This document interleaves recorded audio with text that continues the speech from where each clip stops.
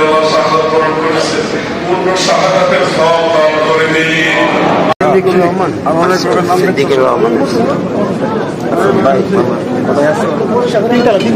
আসসালামু আলাইকুম।